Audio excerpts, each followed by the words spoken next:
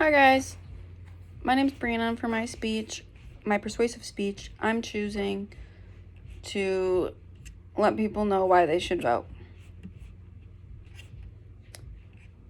My number one point is that elections have consequences and every vote matters.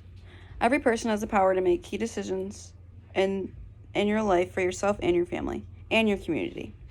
Voting is your choice to stand up for issues that you care about, like affordable housing, environmental protection, and quality education, for example.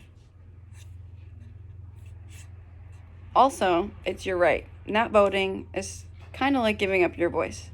Most American citizens over the age of 18 are entitled to vote in federal and state elections, but voting was not always a right for all Americans. Because the Constitution does not specifically say who could vote, the question was largely left to the states in the 1800s. While no longer explicitly excluded, voter suppression is a problem in many parts of our country. It was not until the 15th Amendment was passed in 1869 that black men were allowed to vote. But even so, many would-be voters faced measures meant to discourage them from exercising that right. This would continue until the 24th Amendment in 1964, which eliminated the poll tax, and the Voting Rights Act of 1965, which ended Jim Crow laws. Women were denied the right to vote until 1920, when the long efforts of women's suffrage movement finally resulted in the 19th Amendment. Later, then in 1971, the American voting age was lowered to 18, building on the idea that if a person was old enough to serve our country in the military, they should have the right to vote. It took many years of marching, protesting, and fighting for all of us to have the right to vote.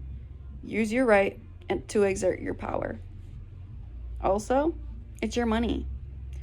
One way or another, every person in our community pays taxes, both citizens and non-citizens.